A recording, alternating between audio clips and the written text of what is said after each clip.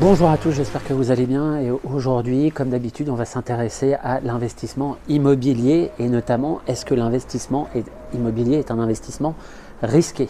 Quels sont les risques en tant qu'investisseur, en tout cas futur investisseur, que l'on peut rencontrer quand on souhaite investir dans l'immobilier? Alors il y en a plusieurs. Déjà, ce qu'il faut savoir, c'est que l'investissement immobilier, c'est l'un des investissements les moins risqués, entre guillemets, puisque c'est un investissement de long terme avec des baux qui sont de 1 à 3 ans, voire même plus.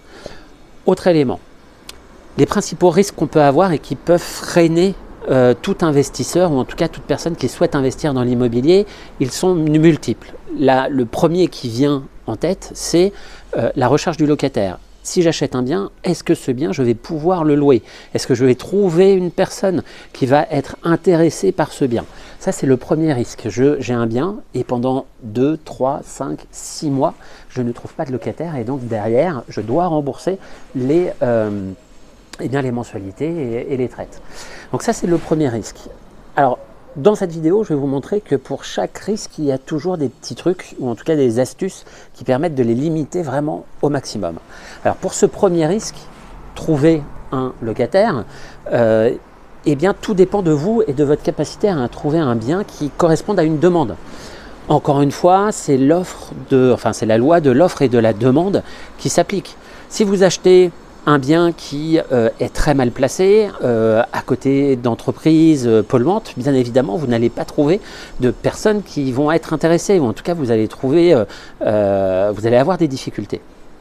Donc, ce qu'il faut faire, c'est essayer d'identifier la localisation, acheter des appartements, des biens immobiliers pas trop mal situés. Alors moi, de mon côté, c'est plutôt dans des grandes agglomérations, mais la localisation, souvent on parle de localisation, la localisation est essentielle dans l'investissement immobilier. Pourquoi? Tout simplement parce que ça permet de réduire ce risque de est-ce que je vais trouver quelqu'un qui va être intéressé. Donc la localisation est essentielle. Ce qu'il faut, c'est analyser le territoire, analyser l'environnement pour identifier si il y a une demande tout simplement par rapport à ce type de bien. Si j'achète un studio, j'ai n'importe quoi, si j'achète un studio, une chambre ou une studette de 15 mètres carrés à la campagne, qui va louer ça? À un moment donné, il faut se poser la question. S'il n'y a pas d'étudiants, s'il y a très peu d'actifs, et quand on est à la campagne, on souhaite plutôt être dans des espaces un peu plus grands, faut se poser la question de à qui je vais louer et est-ce que ces personnes qui potentiellement seraient intéressées par ce bien sont présentes. Deuxième élément, deuxième risque, au-delà de trouver un locataire, c'est de trouver un bon locataire. C'est-à-dire que c'est bien d'avoir un locataire, mais ce qui est encore mieux, c'est qu'il paie régulièrement et qu'il ne dégrade pas les biens. Sauf que ça, c'est un risque sur lequel on ne peut pas avoir trop de maîtrise. Il y a des personnes qui présentent très bien et qui vont dégrader l'appartement ou le bien immobilier de façon importante. Donc comment se prémunir par rapport à ça? Il y a plusieurs solutions. Moi je vous dis ce que je fais à titre personnel, c'est que tout simplement pour faire face à ce risque-là, eh bien, je prends une garantie loyer impayé, une GLI, tout simplement qui me permet de percevoir des loyers quand le locataire ne me le verse pas. Et en cas de dégradation immobilière, eh bien, il y a la possibilité pour l'assurance de me verser jusqu'à 7 000 € par rapport à des dégradations immobilières. Donc vous voyez, deuxième risque, c'est pas vraiment un risque puisqu'il y a une solution, sachant que en plus les locataires qui ne paient pas, ça représente que 2% des locataires. Donc globalement, vous avez 98% de chances de tomber sur des personnes qui paient régulièrement. C'est comme si on vous disait, vous avez 98% de chances de gagner au loto et 2% de chances de perdre. Qu'est-ce que vous allez faire? Vous n'allez pas jouer? Non, moi je joue et puis à un moment donné, j'essaie de limiter au maximum les risques. D'accord? Donc voilà, donc ça c'est pour moi les deux principaux éléments. Par rapport à ces risques, ce qu'il faut bien comprendre, c'est que pour chaque risque, il y a des possibilités de réduire les risques. Je vous ai dit, la localisation permet de trouver une demande assez régulière. Vous pouvez aussi rénover le bien pour faire la différence par rapport aux biens concurrents. Vous avez un problème de vacances locatives. Donc ça, c'est éventuellement un troisième petit problème. Donc la vacance locative, qu'est-ce que c'est? C'est entre deux locataires, et bien j'ai personne, et donc j'ai des loyers que je ne perçois pas. Et bien de mon côté, c'est ce que j'ai fait notamment au moment du Covid, du deuxième confinement. Et bien j'ai loué pendant 3 semaines en Airbnb un appartement.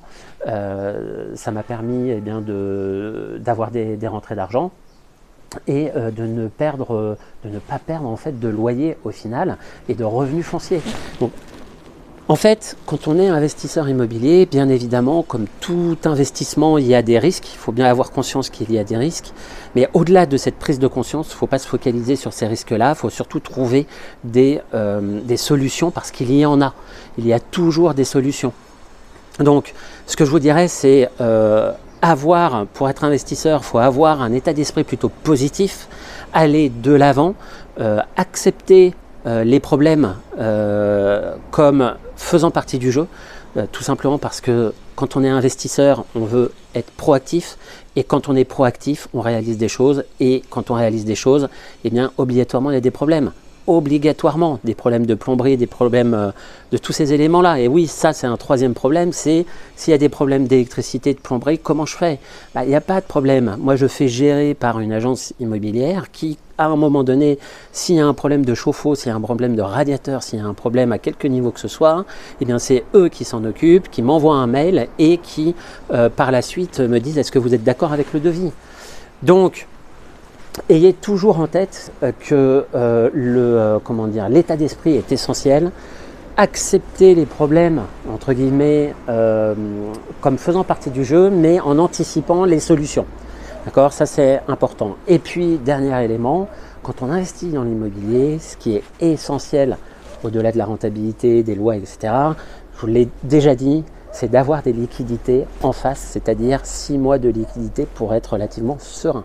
Donc voilà, j'espère que ça vous a plu. Si c'est le cas, n'hésitez pas à vous abonner, à liker, et je vous dis à très bientôt sur YouTube et sur TikTok. Salut, salut!